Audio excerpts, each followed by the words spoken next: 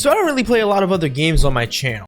And it's not because I don't like other games, but it's because when I play other games, I suck. Yeah, so that's why I don't do a lot of videos on other games. No. I'll be honest though, there is a game that I've always wanted to finish and play it properly through, and well, that game is Cult of the Lamb. I made a video on it a while back, but I never finished the game. But then, a beautiful light bulb went off in my head. Why don't I just do a first proper playthrough of the game, but also turn this first playthrough into a complete 100% run, forcing me to get every single achievement and forcing me to basically be a pro at the game, hopefully. And so that's what we're going to be doing today here, folks. I've never finished Cult of the Lamb, so let's 100% it.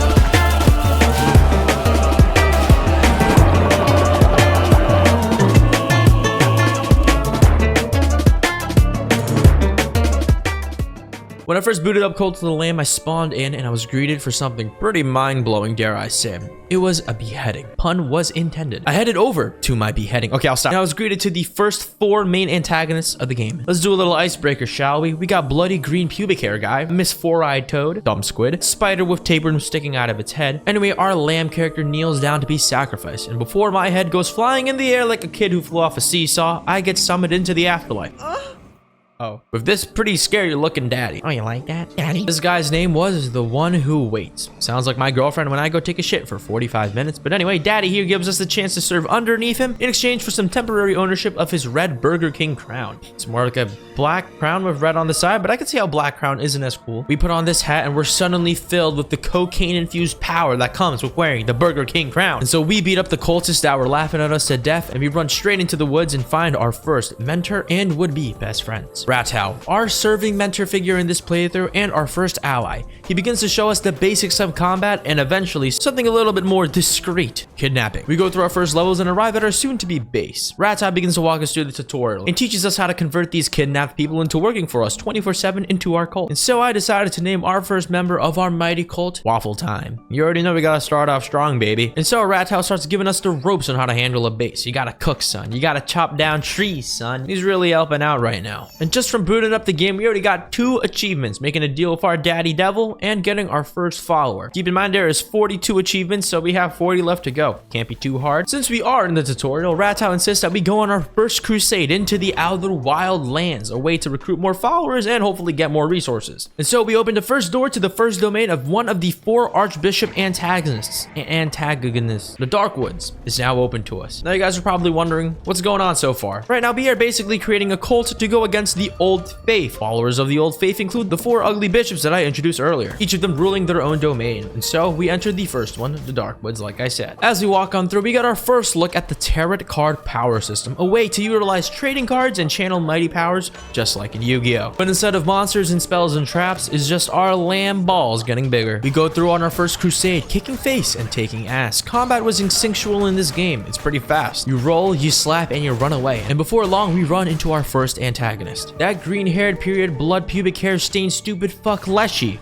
was angry at us. Now, truth be told, I wasn't gonna be angry at him, as he wanted me beheaded. But truth be told, his name is already a pretty huge shit stain on his own life. And so he tells me in shorter and simplified terms, you should have died, so I'll do it myself. And I said in shorter and simplified terms, go fuck yourself. We then tango to death with our first mini-boss, Amdusius, I hope I'm pronouncing that right, and tango like I've never done before, because Amdusius falls down to his knees and turns into a delicate little innocent child that we can now brainwash into our cult. We take mercy and bring him in. This is the gameplay loop that we are going to get familiar with. In this game, we're going to be crusading, we're going to be killing, and we're going to be converting. It's pretty fucking slick, baby. And with that fight, we gain our 3rd achievement. And so we come back home and bring this member into our cult and name her Mars, after my good friend. We tell her to pray in our name in the statue, because this would give us a resource called Divine Inspiration, which fancy word for building points. We're going to need to unlock a bunch of new buildings in our cult, and so we need a lot of people to be praying to us. We bring forth another follower into our cult and name him Elpa, after our good friend Elpa. You can see the trend I'm starting here, guys. Anyway, after enough prayers, we finally had enough divine inspiration to build one of the core parts of the game, a temple. This temple is going to be our bread and butter for the entire playthrough. This temple is going to be where we hold sermons to increase faith in our cult so people believe in us and won't protest and hold a coup d'etat. It's also where we're going to be able to unlock commandments for rituals in our cult, doctrines for rules that our cultists will abide by, and also where we can upgrade our general abilities for combat. It's a lot, I know, it's a lot of mumbo jumbo stuff that I'm throwing at you, but don't worry, I'll explain everything. It's basically pray, pray, go away, let the power today come today. We unlock our first ability when we hold our daily sermon, some extra HP, and so we go off on another crusade. At this point, we are almost done the tutorial, so bear with me. And such, we hit a very important part, which is learning curses. Not only do we have a nice ass melee weapon to smack enemies around with, but now we also get access to something called curses and fervor. Fervor is a very fancy way of saying mana. It drops some enemies and can be used to summon different magic abilities. Ratau gives us our first taste of what these curses look like, and golly, look at that, I can't fucking wait. Look at that. We use these curses and free another future follower, visit a lovely lady named Fornius who runs a shop, and we get our first commandment stone fragment. We then head off to the final boss room and run into Haru,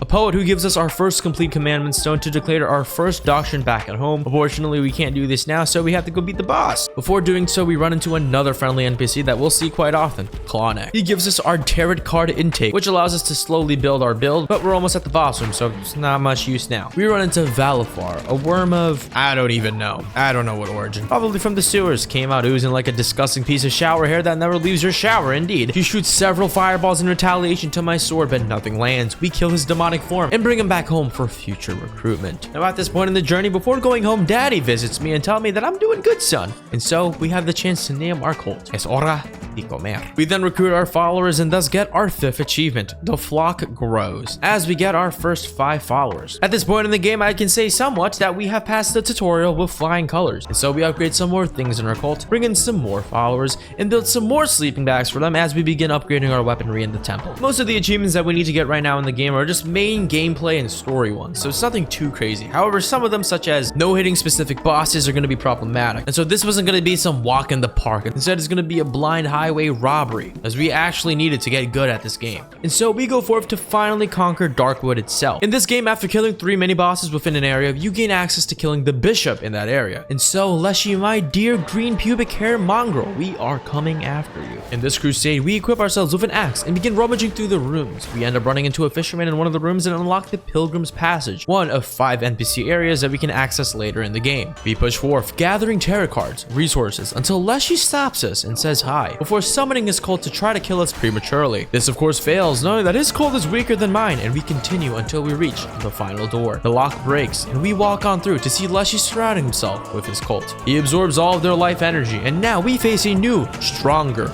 worm-like monster with a really bad haircut. He shoots acid at us and throws brambles of rumbling thorns. Our DPS is steady, however, but his ability to summon enemies throws me off the rails. It's getting sweaty in here, but it might not be me, because our health is remaining pretty steady. He flails and panics as we get closer to taking him down. We continue smacking this fat worm glob and unleashing spells until we finally relinquish the bishop of his status. Defeating Leshy has now unlocked the See No Evil achievement, and we rip out his heart and walk through the gate. We're feeling absolutely flabbergasted at the speed in which we are getting these achievements, and I feel alive. I feel great. And so Daddy tells us, you're doing great, son. Keep on killing religious figures within the community, and maybe I'll take you to the water park. I'm feeling like Trunks right now after Vegeta told me that we're doing great, and so we come back home and reveal the heart to our cult. Celebrating, we unlock a farmhouse building, bring Sean within our cult, and we begin sermon time. We upgrade our weapons after such a successful sermon and declare our first doctrine: to fast or to feast. I am a lovely cult figure, and I cannot imagine my dear populace not eating their hearts out, and so I pick feast. We then use Leshy's heart to receive our first crown upgrade, resurrection.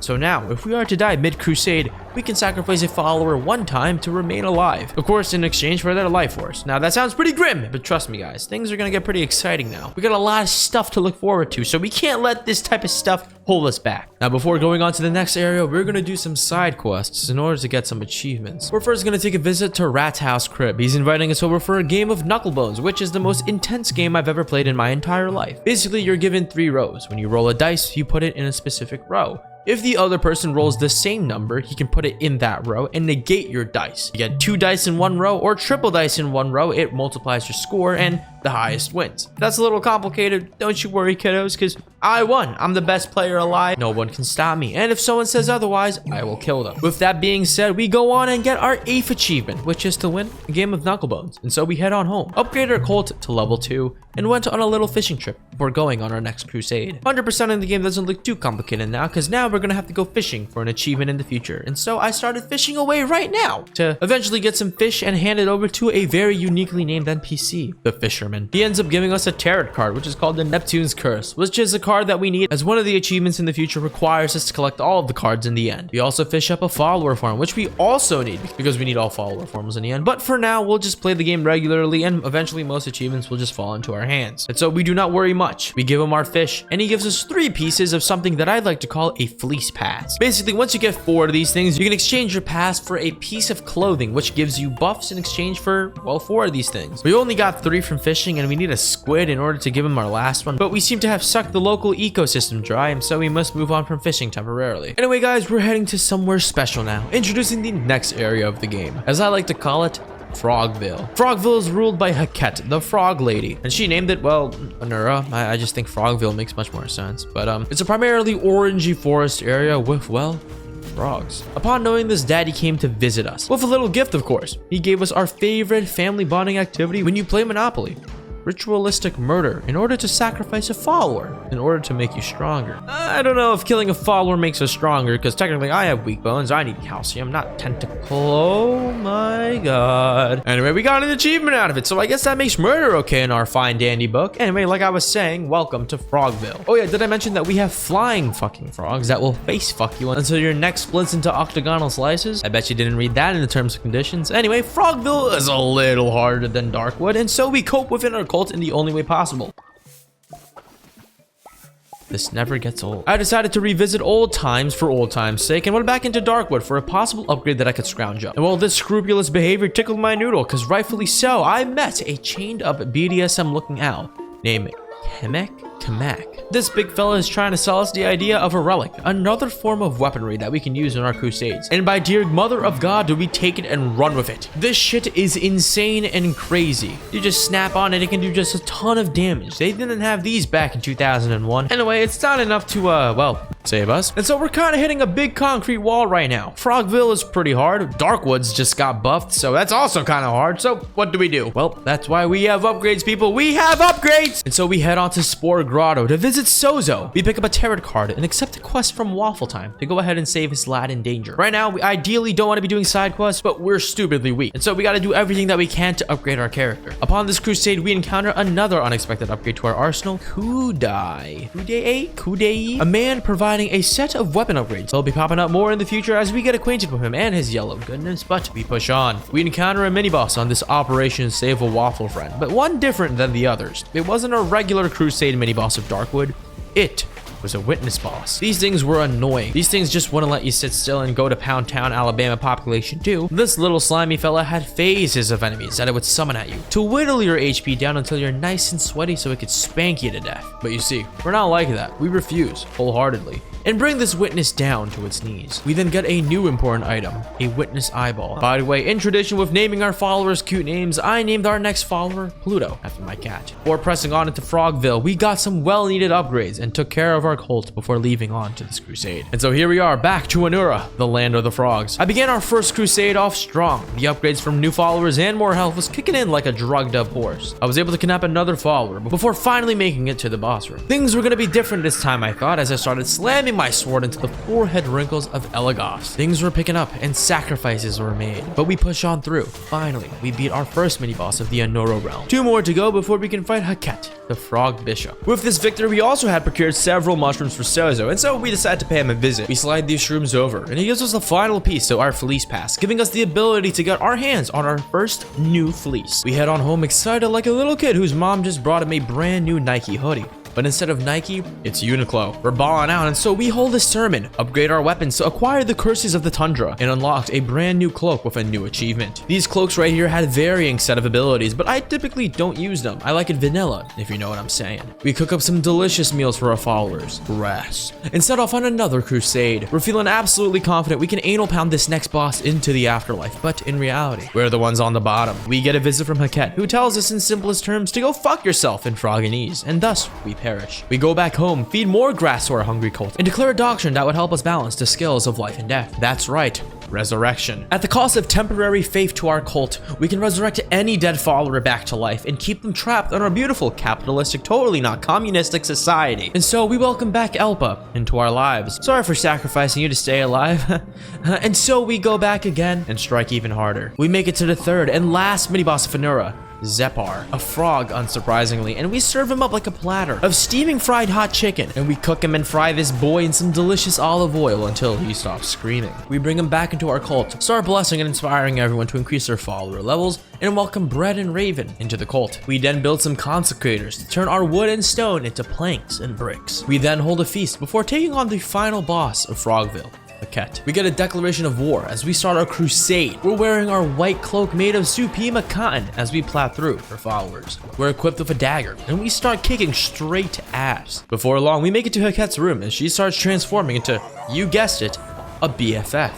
A big fucking frog. Hippity hoppity, get off my property, she's screaming at us, but we refuse. We want this domain to ourselves. She starts dealing buckets of cum draining damage, and we fall to the ground. And so we are left with a decision, to sacrifice a follower or go home. And so we choose the former and sacrifice Lofi for the cause. We revive back and more determined than ever before as we are forced to kill one of our lovely followers. And so we don't hesitate 1 second. We start pounding away at Heket until this frog-faced fuck splits in half as we rip her heart out to bring back to our cult. We receive an achievement for beating Heket and conquering the second area of the game. Our dad once again pats us on the back and tells us we're doing a fantastic job as we go home to celebrate with our cult. We indoctrinate some more followers, naming one after the hero that saved us during that intense battle, Lofi II. We upgrade our buildings, declare a new doctrine, and unlock Omnipresence, an ability allowing us to return home mid-crusade if things were to ever get dicey. We then build more homes to accommodate our ever-growing cult and name our next follower after my second cat, Venus. Right now, we are celebrating, my dear friends. Our cult is growing by the goddamn minute, and so we go off to celebrate at the closest thing to a bar I know possible by gambling with no money at a semi-friendly game of Knucklebones. Our plan is to challenge Flinty, a challenger and a friend of Ratow's that we ran into earlier in one of our crusades. We visit Ratow's shack and begin trading blows in Knucklebone. I'll admit,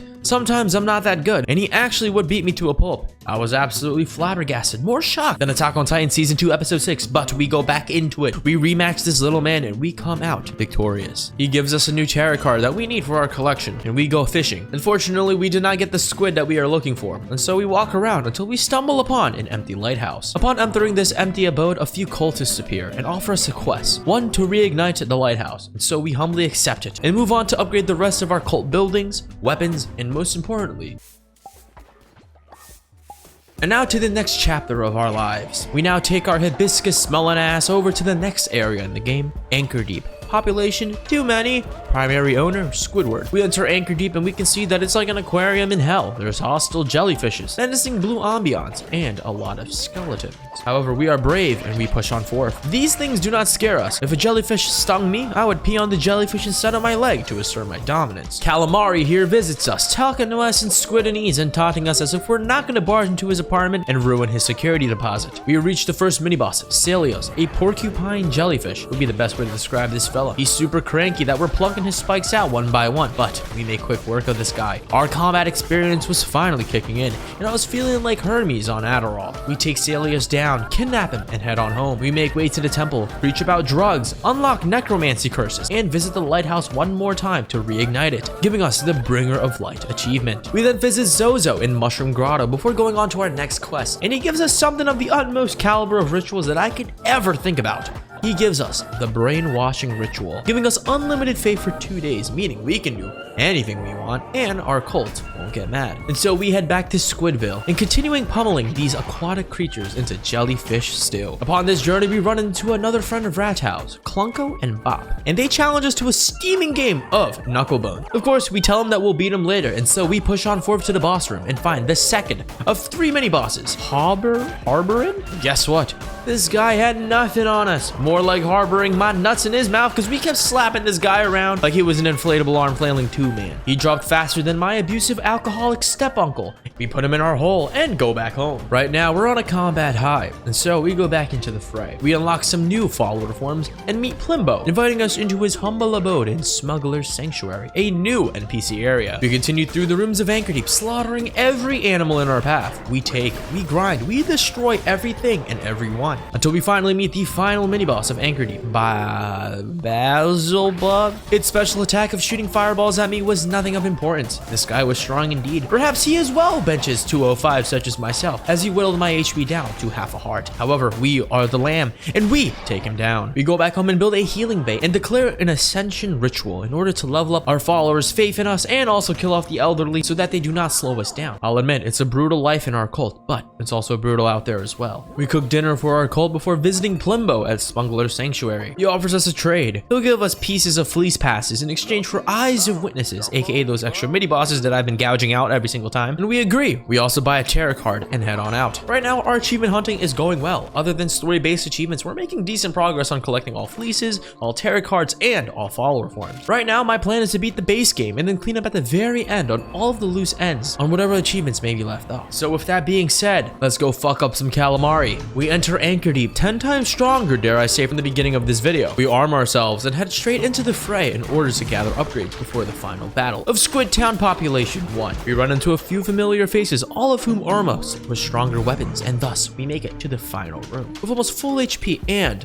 a dagger. We march on in, and there is Kallamar looking at us, the third of 4 bishops. He sacrifices his cult and enters battle mode, morphing into a multi-weapon monster wielding summoning, oh my god, multi-weapon wielding monster summoning fellow squid compatriot to his cause. We run around like a little ant, overwhelmed and hyper-stimulated by this fight. Things were looking grim as more and more enemies arose from the ground as my HP fell further and further down. Kallamar here was not letting up, shooting up takoyaki flavored fireballs from his antique detached ball sack, but we unfortunately end up perishing in battle. However, we once again rely on our cult to lift us back to life. Elpa, one we sacrificed before, chose to give me his life energy once again as I arose from the dead and dealt the finishing blow. Kallamar dies and we take his heart, unlocking the 15th of 42 achievements. Our dad was proud of us and we go home to celebrate. Our cult is raving to the tits. We unlock some more buildings and thus build some more. Preach. Unlock necromantic weapons and used Kallamar's heart to unlock the hunger, the ability to eat mid-crusade to gain extra HP. We also declare a belief in materialism so that our cult loves it when we give them an extra deluxe king-size bed. Furthermore, in order to increase the level of our cult, we ascend Mars and then resurrect her back. Is this the same Mars? I don't know. Now, before going off to the final and 4th area of Cult of the Lamb, quickly, let's go get an achievement at Rat's house, please. We go ahead and challenge Clunko in a game of Knucklebones, and dare I say that he put up a fight, but not one strong enough. We win the game, giving us another tarot card to add to our collection. We then take a fishing detour to which we fish up an entire whole relic, adding to our collection, and finally fishing up a squid, the one that we've been looking for this entire time, which we generously give to the fisherman who kindly gives us the last piece of the fleece pass. And now with everything settled and dandy, we make way to conquer the next and final area of Cult of the Lamb, the Silk Cradle. We get our crew together like the Spice Girls and unlock the door to Silk Cradle. It's silky in here, my friends. Spider juice, spider web, spider enemies were all around the place. We're feeling a little rattled here as the enemies were unlike anything we fought before. These spiders were fast, they were hitting hard, and they were bountiful in their groups. We have trouble adapting to their fast movements, but we managed to squeeze through like the slimy lamb we are. And thus, Shamura, the 4th and final bishop appears, commending us in his own way for how far we've gone, and reveals to us something major, something uncanny. He reveals the true identity of our father. Our daddy himself, the one who waits, the one we've been trying to reach this entire time, was actually the secret 5th bishop. He was one of them! Shamura then doesn't stop there, but instead summons up one of our loyal followers, my follower named after my cat, Venus, and turns her against us. We reluctantly kill her and remember the pain and rage that Shamura has just inflicted on us. Hunger, disease, sleep deprivation, none of which can rival turning your own followers against you. And so, we march on, saving as many followers from this desolate place as fast as we can, and killing as much spiders as humanly possible. Until finally, we reach the first mini-boss, Kallamar, a spider with 4 horns and tumors larger than school lunch portions. We're able to freeze him down and whittle down his HP until there's nothing left but a defiled corpse. We head on home to find out that our cult has fallen to low faith. We haven't been tending to our fellow followers recently, and they've gone mad. Some have even turned against us. And so in an effort to quell this, we cook breakfast for our cult and hold a feast to offset masses. Panem et circenses is all we're using now. We start indoctrinating more followers, and to our surprise, we hit an achievement. 20 followers. Well welcomed. Realizing that the Silk Cradle was going to be a formidable battleground, we convert Sean into a demon and take him on to an endless crusade in Darkwood to refine our combat skills. We run into several mini-bosses, one of which is a witness, which we gladly stole their eye. We complete the successful crusade and head on home to tend to our cult as we normally do. However, we also upgrade our weapons and unlock a higher base weapon level and unlock the prison. We build many more houses and go back into the fire that is the Silk Cradle. I would be making more jokes about this spider society, but I don't need Miguel O'Hare to tell me that I was a mistake. And so we push on forth in this crusade and run into an eerie golden sign pointing to Midas's cave, the last NPC area that we need, and thus unlocking an achievement. Shamura appears to stop us from killing his second boss underling and offers us the option to bow before him, to which we politely disagree with before amputating the toes off his fellow spider followers. We make it to the second mini-boss, Vefar, and this by far, get it, is the worst mini-boss that I've had the displeasure of tasting. This worm prickly bastard was fast, tanky, and the winner of America's Ugliest Child. He vomits profusely all over the arena like my cats do after they eat some flowers, but we take him down and bring him into our cult because we do not believe in discriminating people as we hate them all equally. And on the way back home, we encounter something unknown, a glimpse of another being in a realm past our own, something that we do not understand. I tended back to my crops and food and held a sermon and upgraded our curses.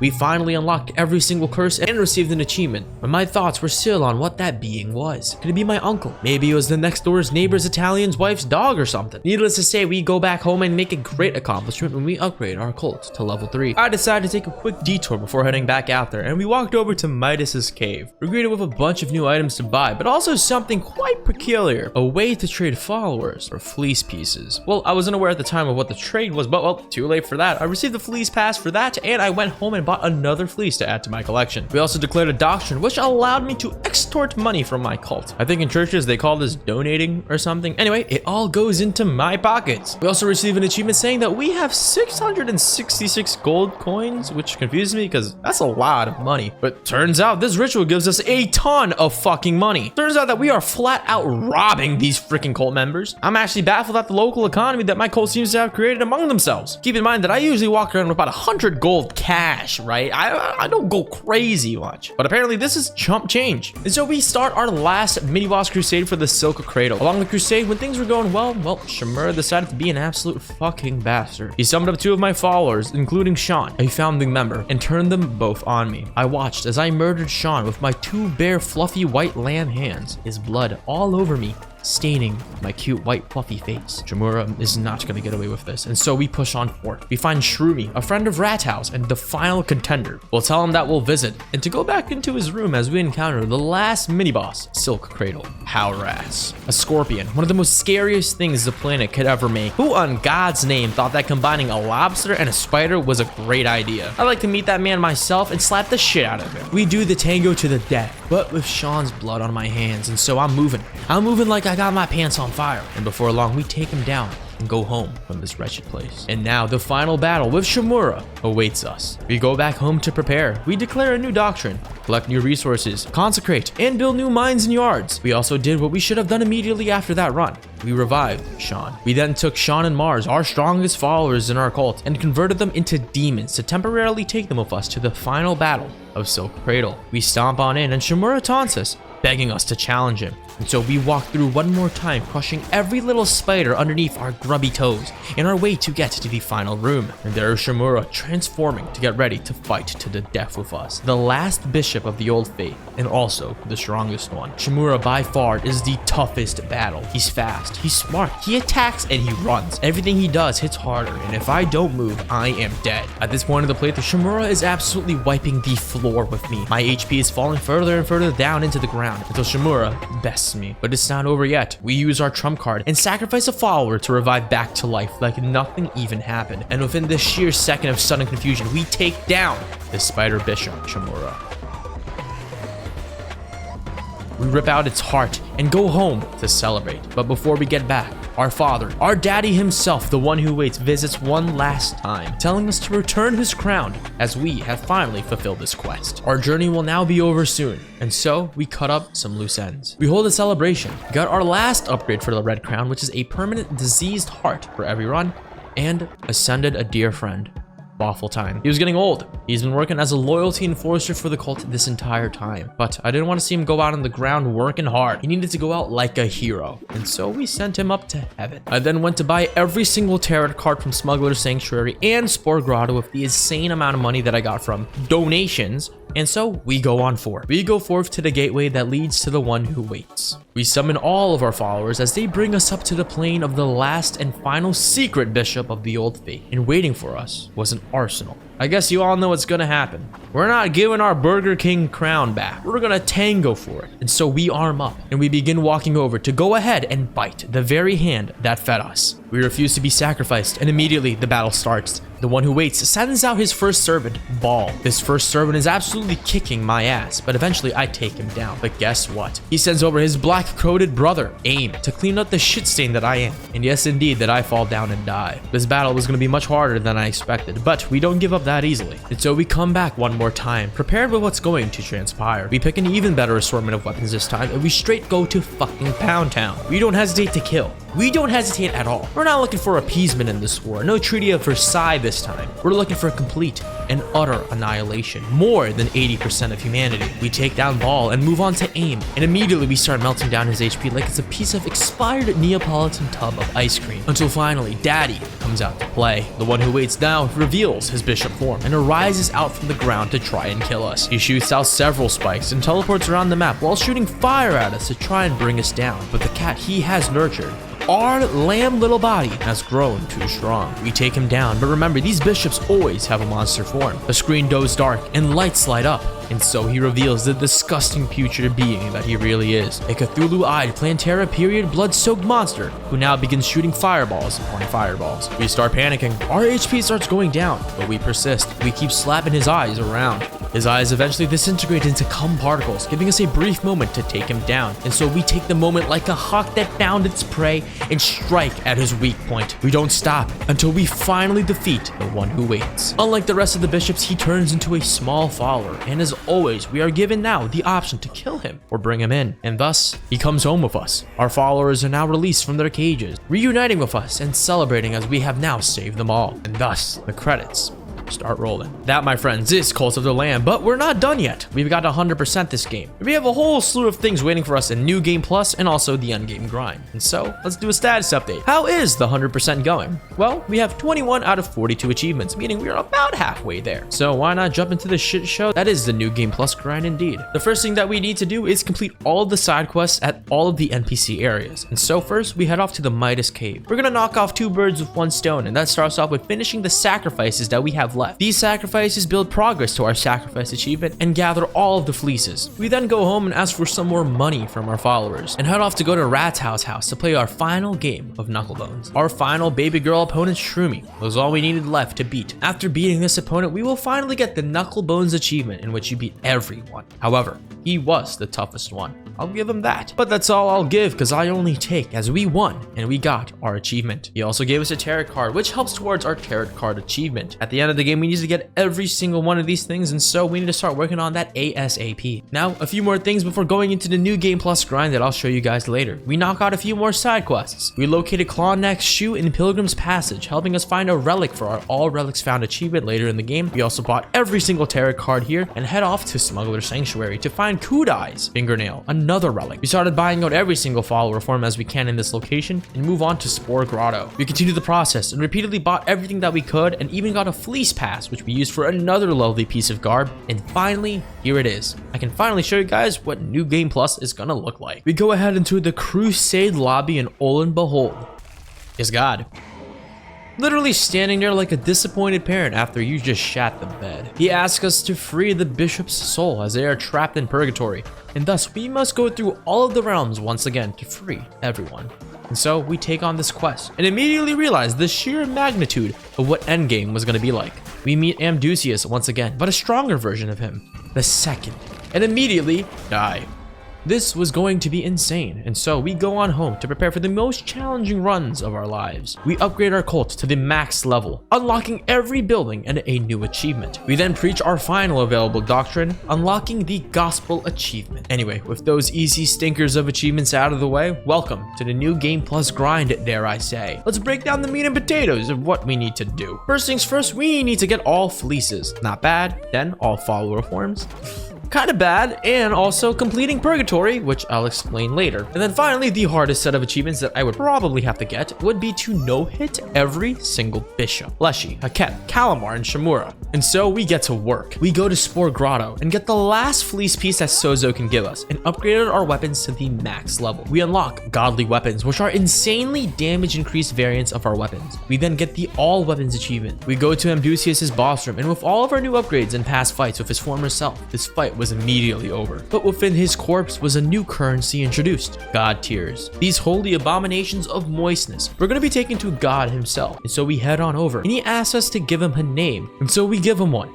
Lil Kitten. And he presents us a wheel. Breaking it down, every god wheel can give us a follower form, a new forgotten doctrine, which is basically laws that we skipped on before and can now reacquire, necklaces for our followers, and the rest of the fleece pieces. And so we head on home to an unfortunate surprise. A founding member of our cult, Mars, had passed away, and so we buried her with the rest of the earth as we had to go on to finish the battle that we started. We booted up another crusade, killed Barbados II, it was just Barbados but spikier, and got another god tier and went on home to upgrade and unlock more relics. We then roll our god tiers and unlocked our first forgotten commandment and declared some laws that we have skipped out on the past. Immediately, we go back into Darkwood and stomp on all of the enemies as if they're disappointing children and beat Valafar, the third mini-boss. With Leshy being next, I didn't know what to expect. And so I unlocked some damned relics, a twisted form of relics that were stronger and could now spawn diseased hearts when utilized. This of course would be helpful in our achievement for getting all of the relics, but I wasn't ready yet.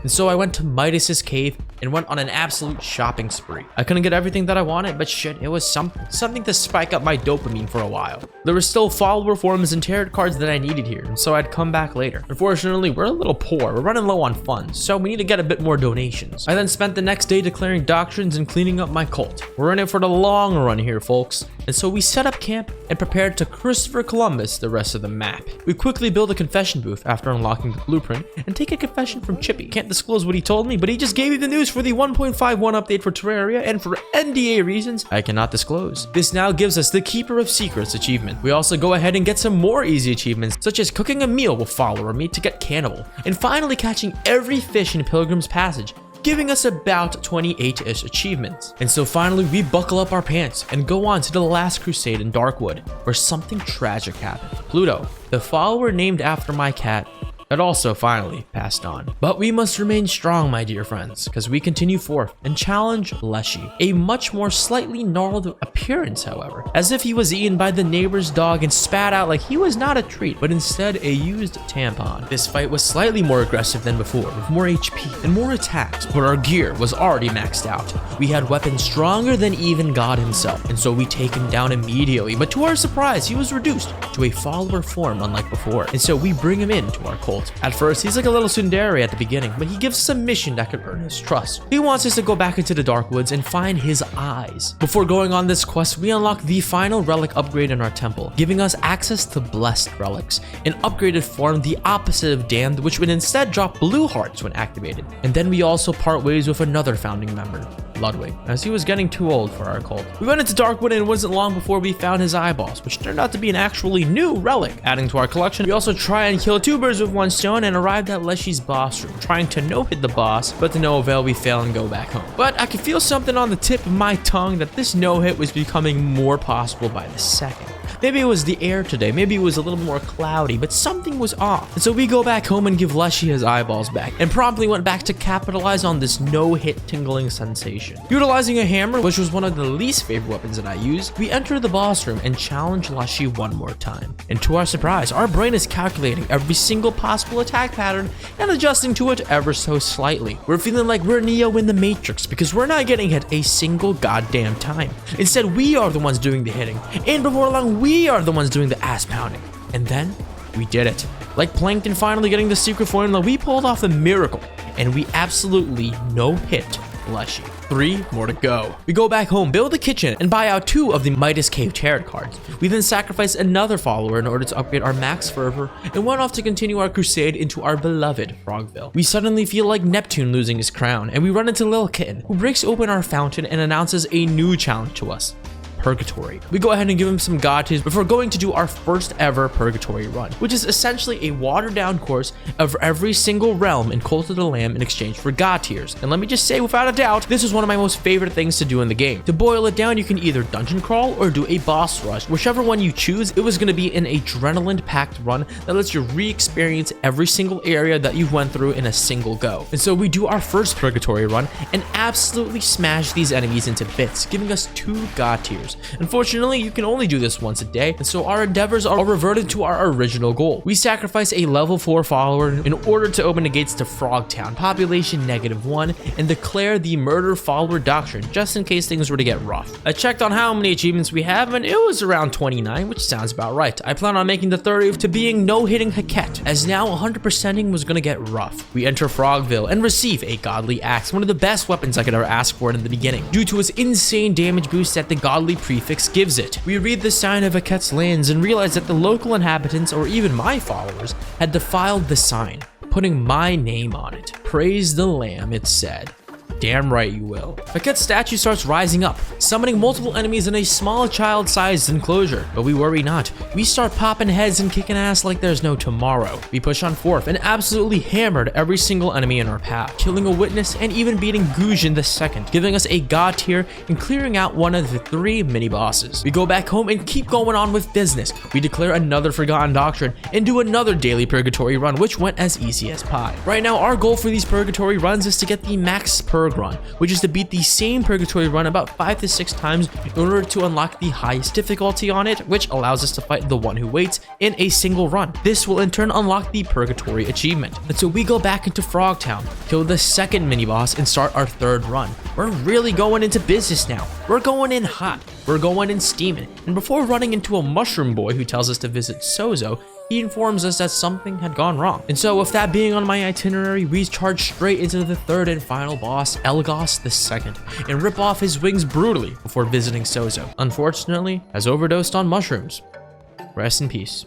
You will be missed. Remember kids, don't do drugs. Our daily routine is quite simple now. We go back one last time into Anura and prepare for our Heket run. Our goal is to remember not to only free Heket, but to also no-hit her. We make it to the arena and immediately get drop-kicked and lose multiple hearts. No-hitting Heket was going to be harder than I thought, as her fight is a trap and monster party raving hell. We're able to defeat Heket and bring her into our cult, but unfortunately no-hitting looks like it was not going to be an easy task. We indoctrinate Heket into our cult and go off to start off a new quest that only takes place during the nighttime. And so we head off to Pilgrim's Passage and stand where there is a blue moon present, allowing us to peer into the darkness. A wolf summons up, asking us to give him a big fish, which we agree to. In exchange, he gives us a fleece piece before leaving. We go to Smuggler's Sanctuary once again at the same time, over to the right where there is another blue moon, and he was there once again. We trade him this time a follower, and he once again gives us another fleece piece. But then, the nighttime ends. We must go back to our daily activities before we meet him again. And so we cook up some food, and similarly to Leshy, Heket asks us to find her throat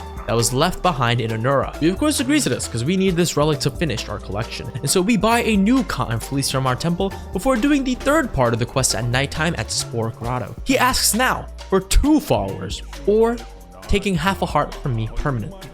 This was a very incredibly difficult decision for me, as I do not wish to leave my children with this.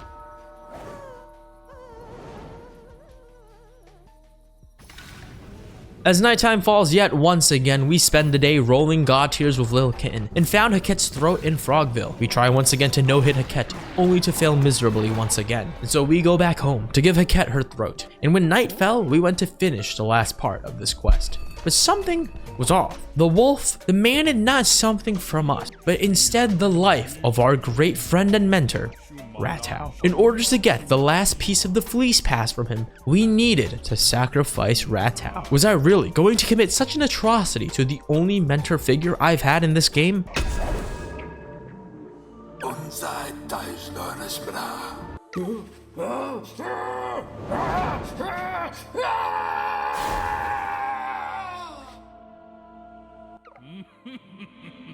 Your sacrifice will not go unwarranted, and so we go back home and unlock Dagger Mastery, giving us more damage with our dagger's heavy attack, and unlock a new fleece, making steady progress to unlocking every single fleece available. We also unlock Sword Mastery, do our daily Purgatory run, and realize that things are feeling a little bit more mundane, dare I say. We're doing the same thing every single day, but now we've also got a problem. I've been feeling a little too headstrong in my progress, which caused a lack of recruitment and followers, and an increase in deaths. So we're gonna go ahead and do a double whammy, and farm followers, and also try to farm no-hit runs. This went as well as you think. I failed multiple no-hit runs, even to the point of glitching Heket after death. But I noticed something pretty insane after doing a Purgatory run.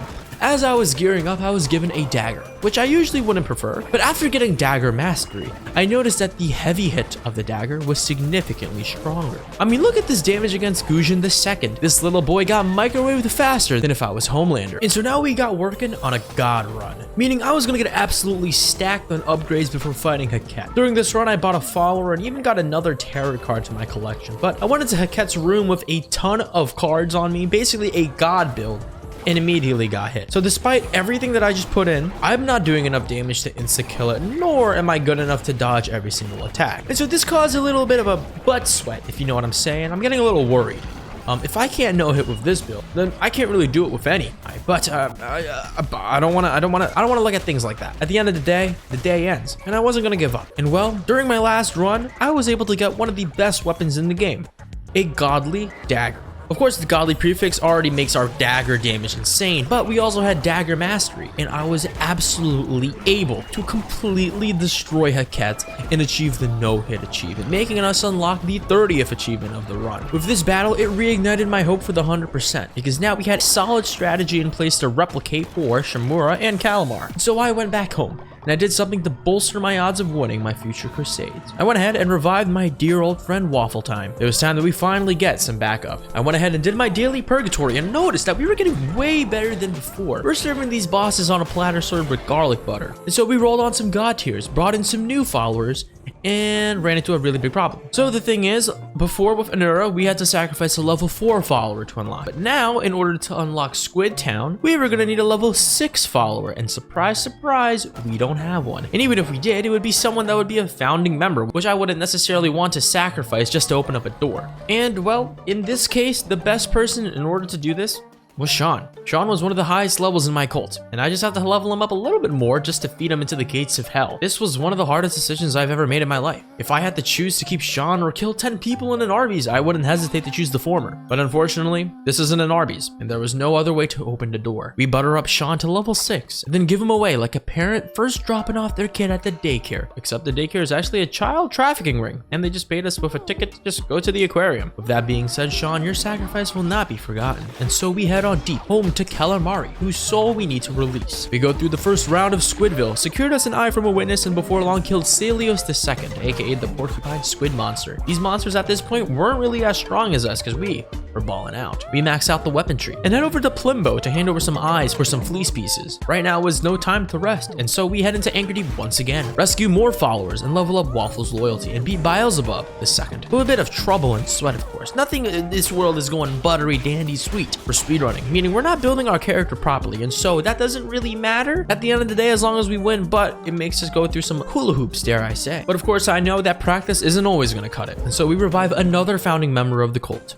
Mars, all young and ready to help us fight. We make sure that we have a force of strong cult members behind us before reaching the end of New Game Plus. We stop by the local lighthouse and receive a new quest to drop by some glass in exchange for a follower form before going back to the final mini-boss at Anchordeep. We easily take out Harborim II like we did his father and receive a god tier for our endeavors. And with this victory, we go back home to hold a feast. And so we held a party whilst I snuck out the back alley in order to defeat Kallamar's soul. And let me just say, my folks, this fight was hard. Something that I didn't expect to have trouble with at all. Kallamar was giving us unexpected back shots, and I wasn't having it at all today. We scrape on by barely as our health dwindled down to a fraction of what we were supposed to have. We were supposed to no-hit this guy. We were having more trouble than I thought. We bring down Kallamar and kidnap him for our cult, and I can't help but wonder the absolute hell that I was going to have to go through just to no-hit him. We indoctrinate Kallamar into our cult and continue with reviving the founding members, and thus we resurrect a pal, a good friend, a stranger indeed to us, Ludwig, back from the dead. Many have fallen in this cult, fallen in the name for the 100%. But that is a sin that we must carry on our shoulders. These sins we carry need to have a purpose. And hopefully soon we will be free of this mental torment and allowed access into heaven.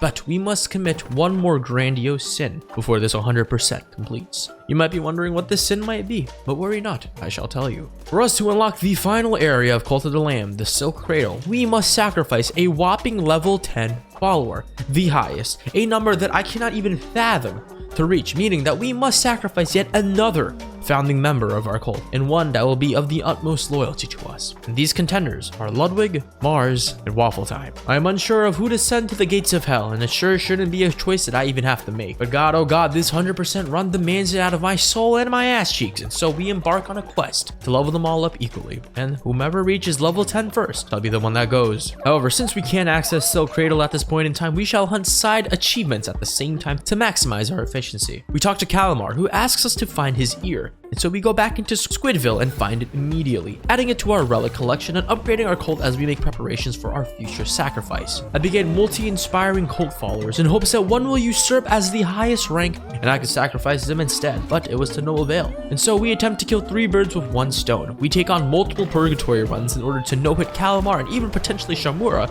as he spawns in here, but we fail. And so we attempt no-hit runs on Kallamar in normal crusades multiple times, and even with full-on demons, we fail, meaning that we now have a huge problem on our platter. However, this is something that we must put to the side, as I have unfortunate news for everyone. We now have a winner for this sacrificial race, and it is none other than our good friend, Mars. Mars had successfully reached level 10 amongst everyone else, and is someone who should be staying within our cult and celebrating as the #1 best follower, will now need to be thrown into the gates of hell.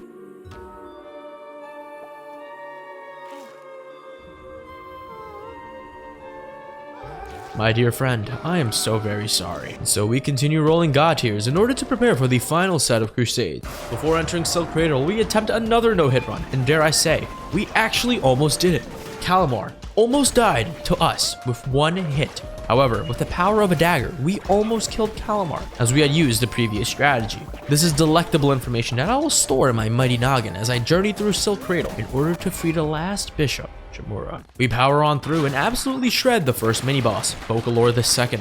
We go back home, give an eye for a fleece piece, and declare a doctrine, buy a new shirt, and began working on an achievement that I should have started doing at the beginning of the game, and that is to sacrifice 10 followers. I believe we already had a few under our belt, so a few more wouldn't hurt us at all. Like I said, my dear friends, we are going to be carrying the sins of many and a plenty on our shoulders. And so we march back on into Silk Cradle once more with a dagger, and wipe out Horus II, and back into it again, and destroy Vefar II. We weren't slowing down anytime soon, baby. We're accelerating straight into that 100%. We started up our crusade to Shamura, and with no hope of a no-hit, we spammed our heavy attack on Shamura, and to our surprise, we almost no-hit him on our first try, suffering a single mere hit. This gave me an idea. Perhaps the claws were the weapon to victory, the key to success, and not the daggers. But anyway, we free Shamura's soul, indoctrinate him into our cult, and unlock the 31st achievement, having every single bishop, and ending, dare I say, what we could call New Game Plus. But alas, 100% runs demand everything, and so we go back home and unlock every single building in the game and head to Lil Kin. He tells us that we have done everything we needed to do, and thus rolls the credits. But of course, we know that's not the end. We have more to do, more things to accomplish, and thus we push forth to the final push of the final grind. We're almost there at 100%. So right now the goals are very simple.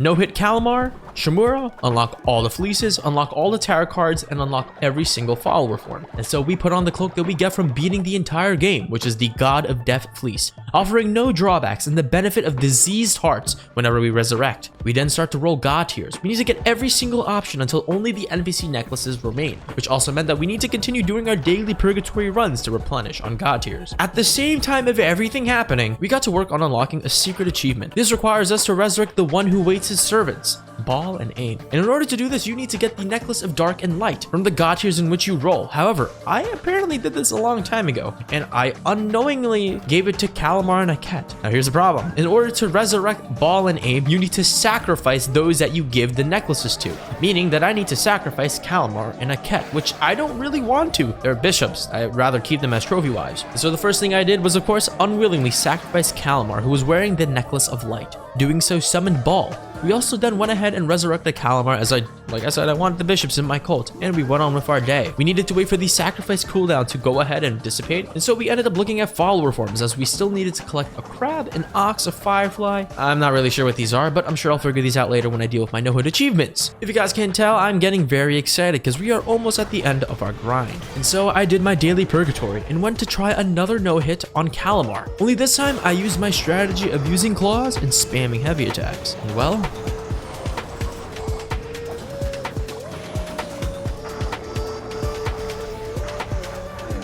with the 31st achievement being unlocked, we are almost at the finish line. We run into the shop and buy Ambrosia, another tarot card to our collection, leaving only 3 more to get before we finish it all. This is once again giving us the hopeful glimmer of no-hitting Shamura quite easily. And so Shamura gives us the quest when he sobers up to go find his skull and realize that this is another relic that we need, and also a chance to hit a no-hit run on Shamura. Keep in mind that when you first find a relic, you are able to use it within your run, and this relic gives us the whopping Big Mac sauce slathered ability of invincibility. What? Wait a goddamn. Wait a goddamn second. I have the gloves, and you're telling me with this 8 seconds of immortality? If we can successfully use this against Shamura, we could probably easily snag away that no-hit Shamura run trophy and take it home with us. And so let's make sure that we are utterly careful in this God fucking damn it. This, my friends, I do not want to exaggerate, but is the start of an endless, painful, miserable ride of no-hit attempts. Shamura is one, if not the annoying, most butt-squeezing fight that I have to do for no runs. We go back home, give the skull to Shamura, and re-enter the Silk Cradle, where we find Midas attempting to rob us in broad daylight, to which we decline,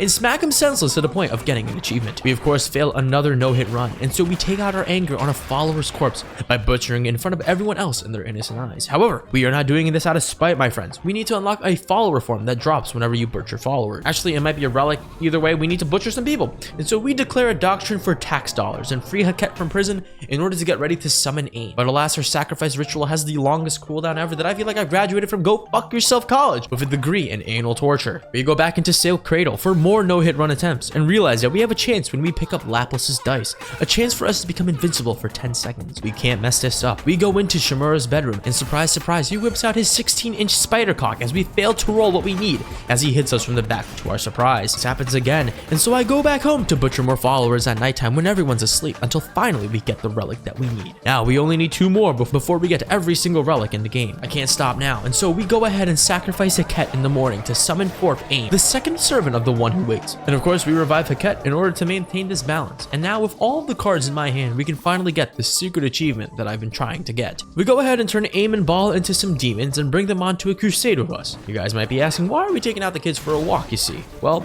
I'll show you. We go over to stop by Fortius's shop, triggering a special dialogue where she confesses to us that she had lost her sons a long time ago. Oh, and behold, Ball teleports over, and it's revealed that these two are indeed her very own children. We receive a relic for reuniting Ball to her mother, and shortly after, another dialogue plays in which we reunite Aim as well. This gives us our final relic, the Tears of the Merciful Mother, unlocking the achievement for unlocking every single relic in the game. On top of that, we unlock this secret achievement, True Love Found, giving us a whopping 35 count out of 42 achievements that we need. And so we go back to no-hitting attempts, and dear goodness, it was like throwing darts onto a brick wall. We could not get this single no-hit attempt. Every single time, a single hit would sneak by, a single strike. It was 3 a.m. and I was starving for this kill. It was tormenting me day in and day out. If I had gone to sleep, I would not sleep at all. I would have nightmares about it. But we kept on trying until finally, The odds, the wishes of God fell into my hands, and they were in our favor. We rolled Lapilus's dice once again and struck gold. Invincibility for a whopping 10 seconds. And so we got to work.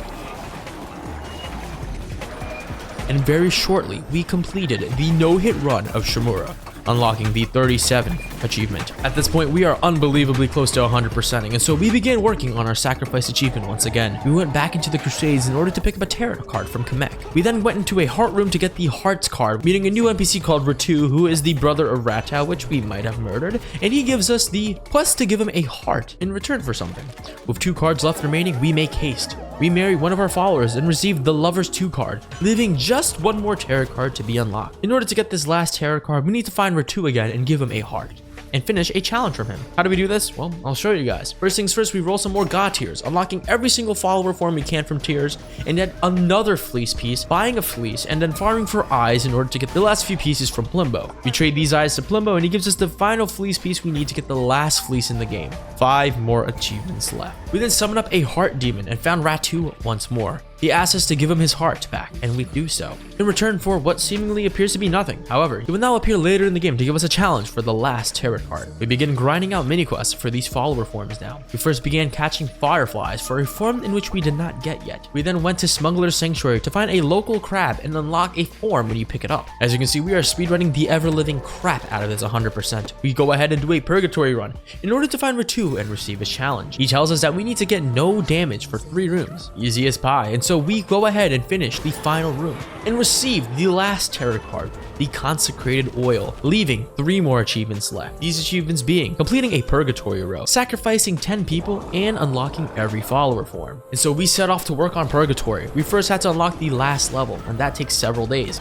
And so while I do my daily purgs like an overworked blue-collar worker, I began gathering the other follower forms. We find Rakshaha, a snail to which we smack the living shit of, and beat him in a trial of combat before he gives us a statue recipe. We build the statue, pray to it, unlocking a semi-last form. The last few forms being the firefly form, requiring us to catch fireflies at night, and the snail form in which we need to complete a mini-quest for. Night ends, and so we sacrifice one more person and receive the sacrificial achievement before moving on to a mini-quest for the snail form that I've mentioned. This little mini-quest requires us to find all snail statues and pray to them. And once we've done that, oh and behold, we receive the snail form. Before night falls for the last round of fireflies, we do our last Purgatory run. One run of the entire game to reach the one who waits. We make it past Shamura and walk over to the one who waits. How nostalgic this was, as I dodged virtually almost every attack and made quick work of ball and aim using our powerful loadout. And then finally, the one who waits. Our dagger was doing so much damage that I can't even fathom what we're doing. Our build was just too strong, until finally we make quick work and finish up Purgatory to unlock the 40th achievement. We go back to roll God tiers to realize that we've unlocked every single thing that we can get from it, and so we clean up our cult before nighttime falls. Anyway, before we get this last achievement, just a reminder that this video took a long time to record and make, so I'd really appreciate it if you guys left a like, just a little small measly like, just to let me know that you guys enjoy these type of videos. But anyway, here we go. Our last achievement. We catch our last firefly and receive our last 2 achievements. One for unlocking every follower form and one for getting every other achievement in Cult of the Lamb. 100% on Cult of the Lamb on our first official run. Thank you guys so much for watching this video, and if you guys are interested in seeing more of these first 100% or even 100% period, or even just first blind runs in general, I'd love to hear your suggestions. I'm already thinking about doing a video on Hades, Undertale, Hollow Knight, just something. But anyway, I hope you guys enjoy, and it's been Adrian, guys. Later.